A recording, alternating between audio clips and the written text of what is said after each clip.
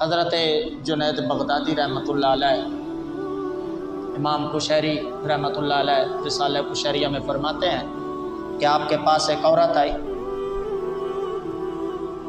آ کر عرض کرنے لگی کہ یا حضرت،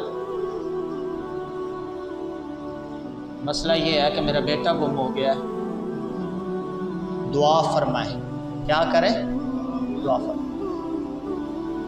آپ رحمۃ اللہ علیہ نے فرمایا کہ مائی گھر جا اور صبر کر، گھر جا اور صبر۔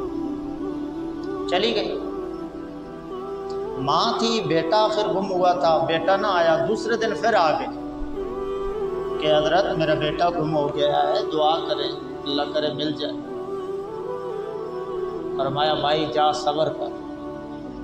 گھر چلی گئی، صبر کیا، تیسرا دن آ گیا، پھر حاضر ہو۔ اب مائی کا بھی عقیدہ دیکھو اور یقین دیکھو، پتہ تھا کہ حضرت دعا کریں گے تو میرا بیٹا مل جائے گا، ورنہ کہتی ہے کہ دن ہمارا طریقہ کار تو یہ ہے نا کہ ایک دن ایک ڈاکٹر کے پاس گئے ہیں، آرام نہیں آیا تو دوسرے دن دوسرے ڈاکٹر کے پاس، تیسرے دن تیسرے کے پاس، ایک پیر کے پاس گئے ہیں، اس نے دم کیا، آرام نہیں آیا تو دوسرے دن پیر چینج کر دیا۔ لیکن مائی کا یقین تھا کہ اگر بیٹا ملنا ہے تو جنید بغدادی کی دعا سے ملنا ہے۔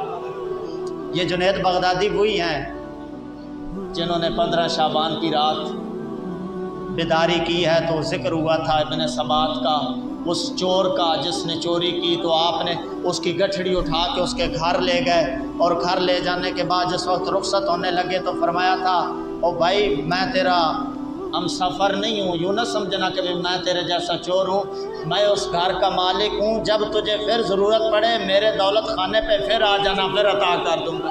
یہی جنید بغدادی، انہی کے پاس یہ مائی آ رہی ہے۔ 3 دن ہو گئے، چوتھے دن پھر آ گئی، عرض کرتی ہے حضور دعا کریں۔ فرمایا صبر کر۔ جس وقت کہا نا صبر کر، آگے سے عورت بول پڑی حضرت اب صبر نہیں ہوتا، اب صبر بس، صبر کا پیمانہ جو تھا جھلک پڑا، اب نہیں ہوتا۔ دعا فرمائے۔ فرمایا اچھا صبر نہیں ہوتا؟ جی حضرت نہیں ہوتا۔ فرمایا جا گھر دیکھ تیرا بیٹا آ گیا ہے، جا تیرا بیٹا۔ مائی گئی، گھر دیکھا تو گھر میں بیٹا موجود تھا،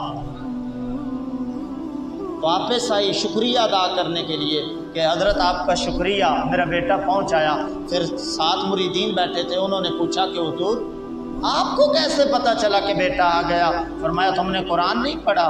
اللہ فرماتا ہے اَمَّن يُجِيبُ الْمُضْطَرَّ إِذَا دَعَاهُ وَيَكْشِفُ السُّوءَ، کہ بندہ جب بھی مجھ سے دعا کرتا ہے تو میں اس کی پریشانیاں دور کر دیتا ہوں۔ اس مائی نے اب کہا کہ دعا کرو تو میں نے ہاتھوں کو اٹھا دیا، اللہ نے میری دعا کو قبول فرما لیا، وہ قبول فرما۔